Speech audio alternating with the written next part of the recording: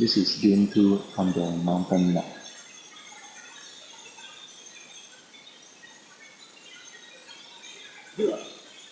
Here my opponent starts with a hit of the Gorgon, which is not a very good move, mainly because you can get hit by a Naturalize or a Demolish, which will end up wasting your removal.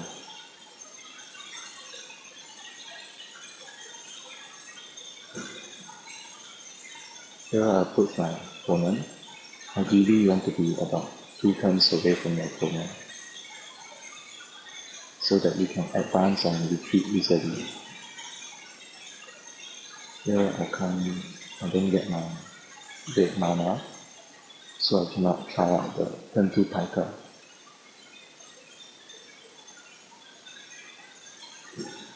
Here it's between Aristocrat and Pyromancer. Pyromancer here will be a very good choice because I have Surgical Precision.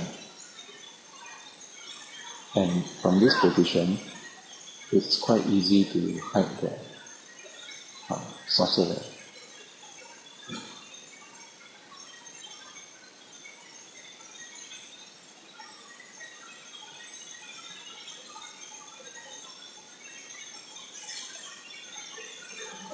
Here comes something very troublesome. Hopefully I can answer to it soon.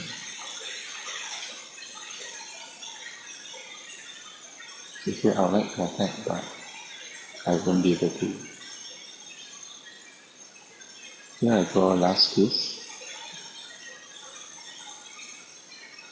Looking at the turn order, it's actually better for me to have held back and cast last kiss on my Pyromancer's turn. However, I'm actually open to my opponent killing my Pyromancer and getting a free turn. So to mitigate that risk, I chose to cast the creature instead.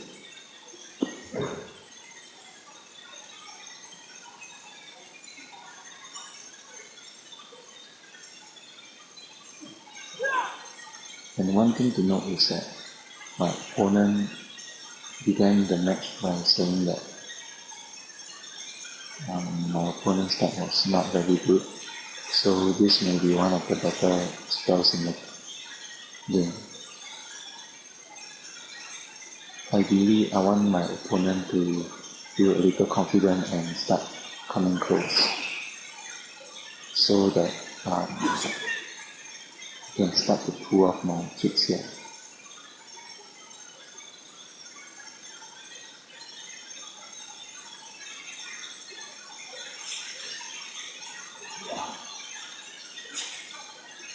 In any case, the situation is not getting better.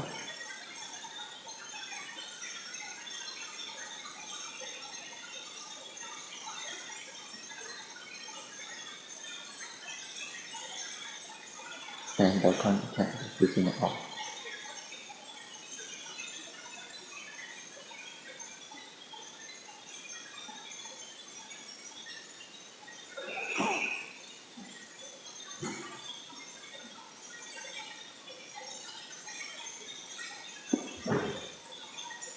So here I give you a position.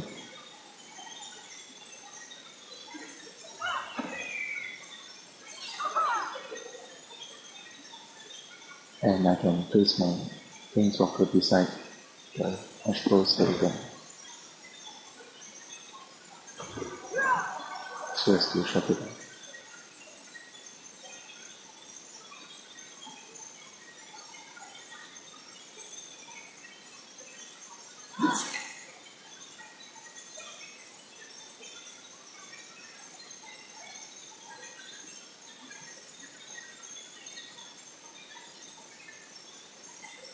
Here I'm considering attacking my opponent, but I also want to be careful of the Astral Skeleton.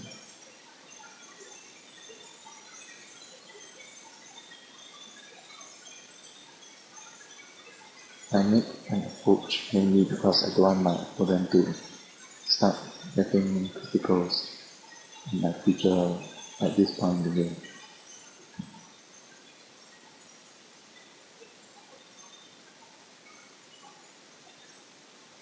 So my opponent is at a very comfortable position where he can escape and escape very well.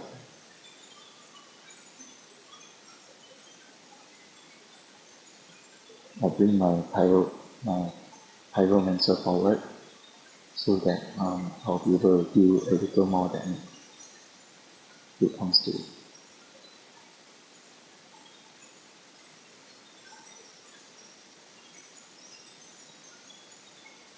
Right now my opponent passed the turn, which is not a very normal play. And here I made a mistake by not realizing that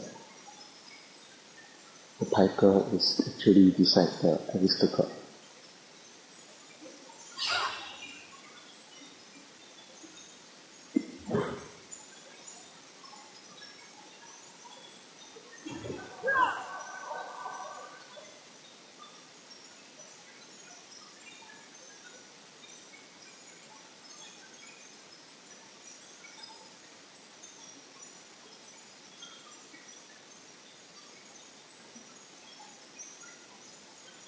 Here I move up,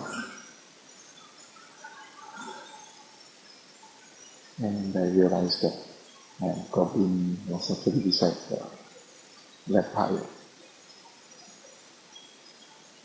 I can choose to attack my opponent or the archer, but the archer is probably what I need to do with.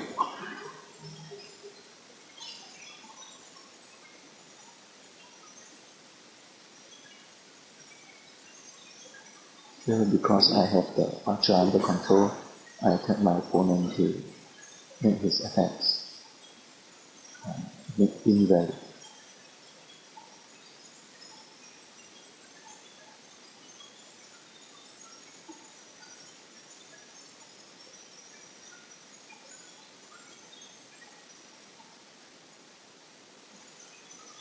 Right now my opponent has 7 mana,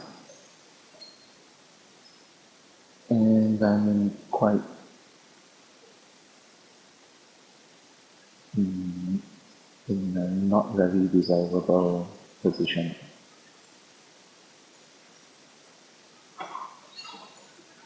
With the activates his of the goblin.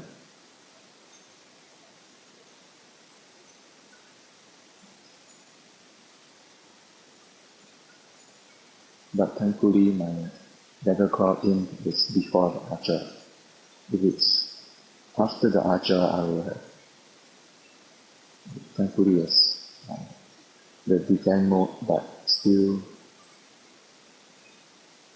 being able to go first is quite a huge advantage.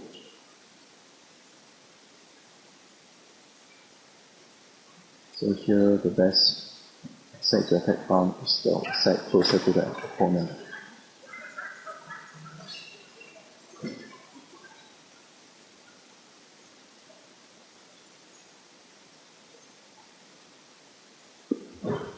Here I'm hoping to use my Sly Tricksters to full value if I get to put forceful vending on it.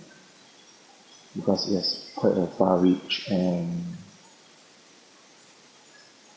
it has a very high initiative. That is 3 damage.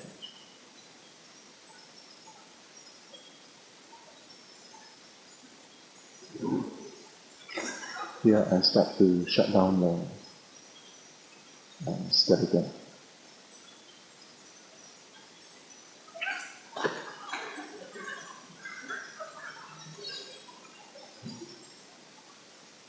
So why I bother to attack the skeleton is to apply pressure to my opponent to want to keep that mana up to regenerate.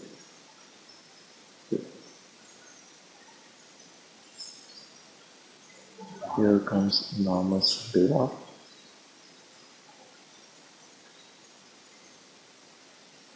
And it's in a position where It's not, if you look here, my Sly Trickster's second move is actually two slots down. There's a chance that my attack may actually drop it to beyond that, and if I get a second hit, the second hit will be able to neutralize the Baylock. And thankfully, looking at the turn order, my Sly Trickster will get a hit, and the opponent doesn't have a black mana left. Probably a misclick. So here I'll go for it and destroy the archer and disable the ballad.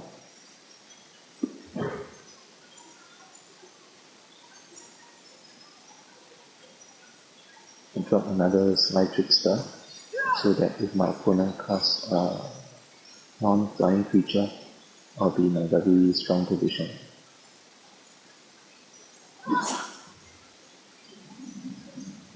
So here I have to be careful with dealing with the Balok because I wouldn't be spending time to kill it, and that will open my creatures to be flanked. But in this position, my opponent can move down to flank the Sky Trickster.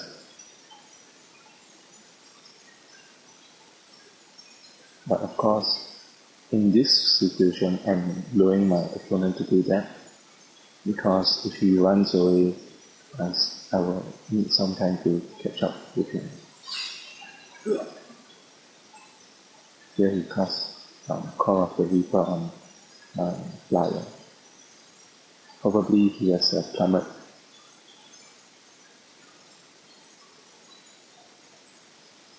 Or he could have a windstorm. 1, 2, 3, 4, 5, 6. So I take 50 damage from the enchantment.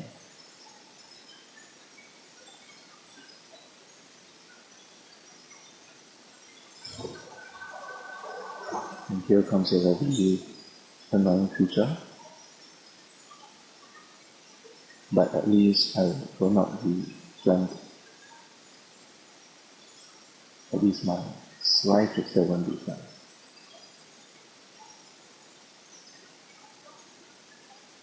I'm considering how I should proceed.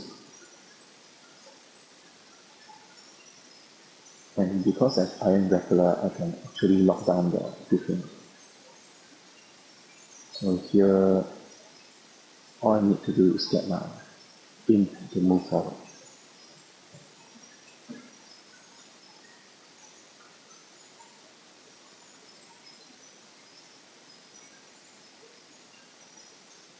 There I was actually considering attacking the Baylock to free up space, but since my opponent is quite far away, I may not need to. Then I start to quickly disable the Griffin so that when I drop my Iron Grappler, I will not have any problems.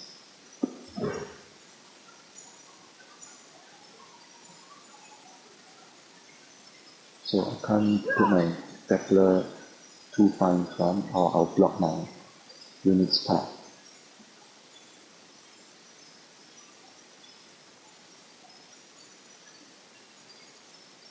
So I move away from the Baylock.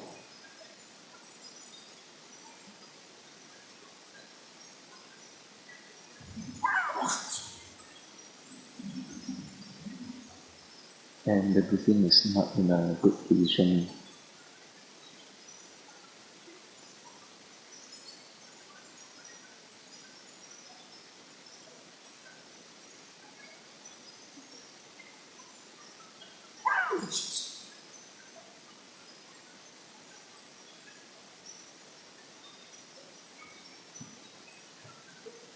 In this game, I'm probably going to win using forceful landing and aura finesse.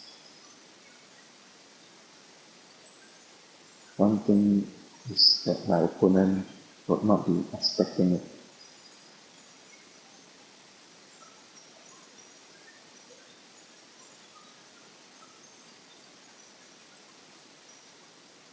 And the opponent having 0 power is very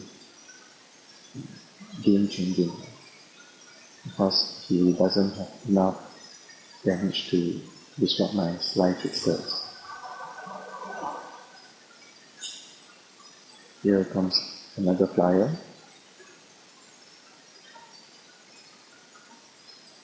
Which look familiar. I probably passed these 2 features to him. Here comes Lava X. And one thing to note is that my opponent still has a very healthy grip.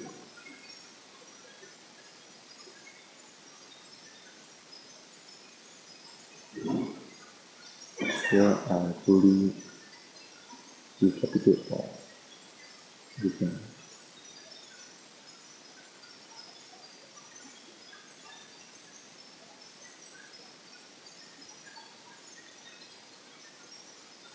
I want to start making my advance on my opponent. The briefing will take a while to start, so I should start to apply pressure from my side.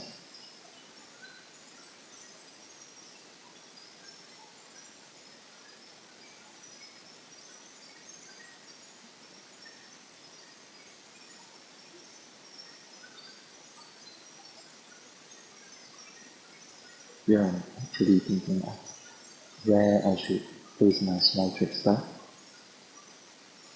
because I can actually use the Sly Trickster to block the movement of the Clockwork Griffin.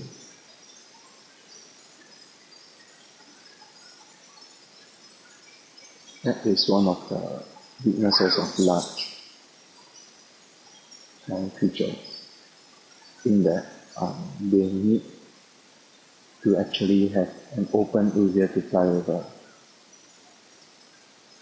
unlike what flying might suggest.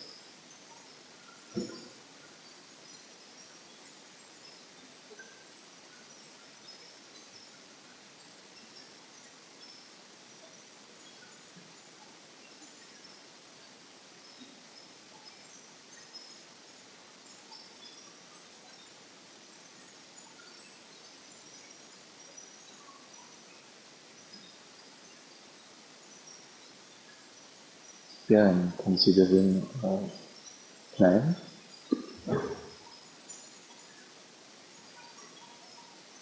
I shall put forceful landing on the next Sly Trickster in line.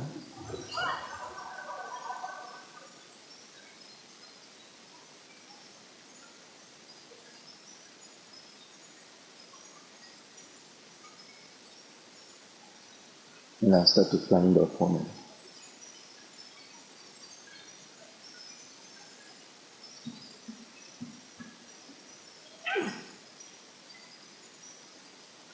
Right now I'm able to move my Sly Trickster to where my forceful landing Sly Trickster to a spot where the Griffin cannot reach.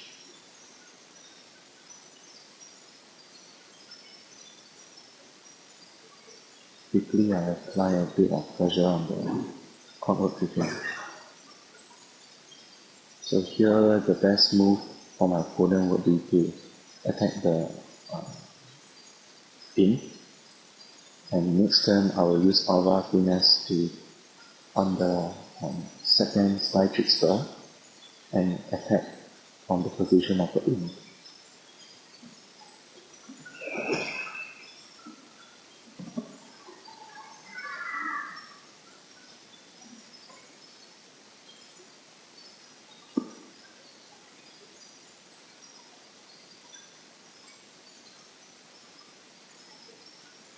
So this is additional 40 damage.